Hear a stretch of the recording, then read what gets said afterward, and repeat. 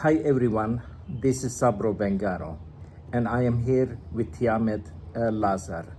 Today we are going to talk with her about her very first visit to our homeland, Assyria.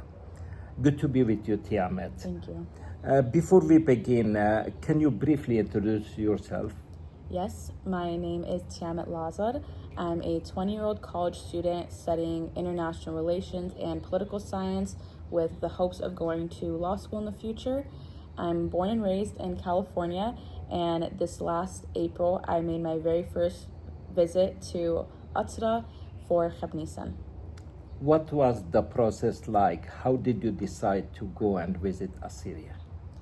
I think for me, I always have wanted to go, and it was something that seemed to be very far out of reach. It didn't seem something attainable for the average person to go, and I couldn't have been more wrong. It was an amazing experience, and the process was not hard. I went with an organization. I went with Gishru. So I applied, I did an interview, and I was admitted, and I couldn't be more thankful. Very good. What did you know about the homeland before you visit, and how does that compare to your experience now? I knew, I think, a good amount about our homeland. I grew up with parents who were very umtanaya, and I was always in that part. That was always a huge part of my life, a huge aspect of my life. So for me, it was very emotional and very touching to see places that either I've sang songs about or I've seen my parents work so hard towards, and just seeing everything come to life was very surreal for me. And to compare it to the things I knew before, honestly, what I experienced was even better than what I knew before and what I thought I was going to experience. Good. How people are in Assyria? How are they? Amazing. I think living in diaspora, we all have this false, I guess, narrative, of people that live in Assyria, that they want to leave, that their life there isn't good. All these things that we think that they don't want to be there. But in my experience, and I think a lot of the people that I was with as well, we were under the impression that so many people there don't want to leave. They told us that we need to help them not to leave Assyria, but we need to help them to make sure that they stay in Assyria. So it was amazing. No one there, everyone that I had spoken to during my trip, whether it be youth who are 16, 17 years old to 70, 80-year-old people, none of them wanted to leave. They either said, I'll be the last person here. I don't care. I will not leave here. So it was very moving, and I think that's one of the things that we don't realize living in diaspora is our people are happy there. They don't want to leave there. They want to stay there. They are the backbone of our people, and it was very moving. Excellent. Did you visit the area where the Simele Massacre took place? Do you have any suggestion for the SEYFO Center or for our community regarding the Simele Memorial? Yes, so I did go see the Simele Massacre. We were there, and again, deeply moved by what I had saw. It's very disheartening to see both the federal Iraqi government and the Kurdish regional government deny that this massacre had even happened. When we went to the memorial site, there was nothing there. You go and it's all dirt. And previously, before we had gone, they've been cleaning it the last few years, but I heard that you would see people's bones sticking out from the ground, and the government will go and they'll remove the bodies, and they won't give them a proper burial or proper service, I guess. And it's sad to see that our people there suffer so much. They suffer from 1933 to 2025. They're still suffering, even though they've passed away. They haven't been put to rest. And I think one of the things that SEYFO Center or any Assyrian organization could work to do is building a proper memorial for our people and making sure that their bodies are resting peacefully. When I was there, there was a little plaque that had an Assyrian flag, and it just said the 1933 Simele Massacre. However, maybe it would be nice if there were trees planted or a bigger monument so that we don't forget that these atrocities have happened to us and they continue to happen to us. Whether it be on the same scale or not, they're still happening. Very good suggestion, Tiamet. Thank you for that. Was there any experiences that deeply moved you while you were in Afar? 100%. Every village that we had gone to, we had spoken to somebody there.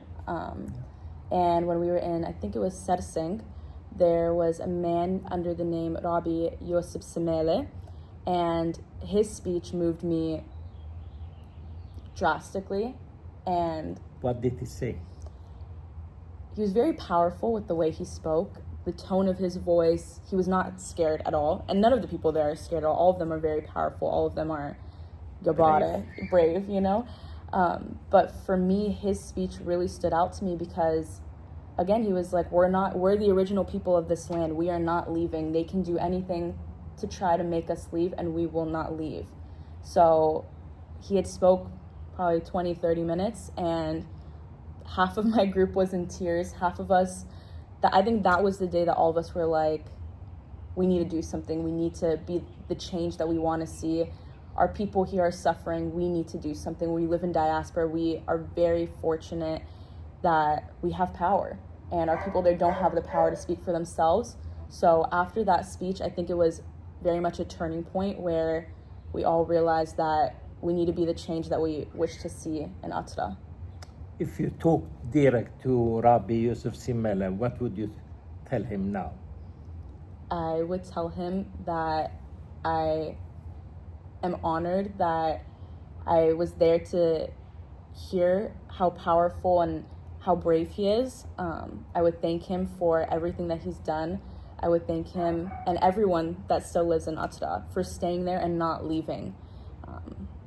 I think that's one of the most courageous things you can do, is be continuously subjected to persecution, to land grabbing, to all these horrible things that we know our people go through, and to stay strong and to not leave.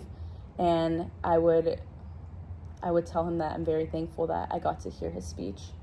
Yeah, Tiamet, would you recommend youth, people to visit our homeland, Assyria? Definitely, especially youth.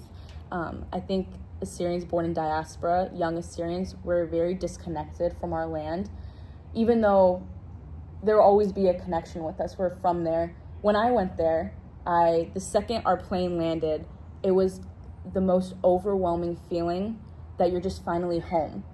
Like your soul has been longing for this for so long, and you finally made it, and it's like a sense of relief, you know? So I would recommend everybody to visit Atra. I would especially recommend youth to visit Atra. I think it'll definitely change the trajectory of your life, and even if you go and you come back and you're not wanting to do humanitarian work or join organizations, it'll change something inside of you where you'll see your people and, like, I don't even know how to say it in English, but like your blood gets warm, you know, you're happy to see your people. You don't even know any of the people that you met, and just seeing them, you're happy to be with them, you know? Excellent. And especially living in Los Angeles, I think we have a great Assyrian community here. However, we're so spread apart, and we'll gather for our picnics or our parties, and it's amazing. However, being there and being with your people, and like we'd be walking in the streets and you would hear Assyrian, like you'd hear your mother language and people speaking it. And at least in Los Angeles, when I hear Assyrian, I'll turn around, I'll look to see who it is, and it's one of our neighbors or a family friend, and it's amazing. But there it's something I can't even explain. Yeah. To be with your own people. My final question, Tiamet, do you have hope for the future? Yes, I do. And I think the more people that go and visit, the more hope I have, because something inside of you just sparks. It's like a switch. The second you get there, for me, I want to just dedicate everything, you know? So I do have hope for the future. I think the more people that go and experience and see where they're from, the more hope I have, because something will enlighten you, and I hope that whoever visits, that lightning sparks something and you work towards a better future for all of us, for Assyrians in diaspora, Assyrians in the homeland, and making sure that we still have a presence in Atra.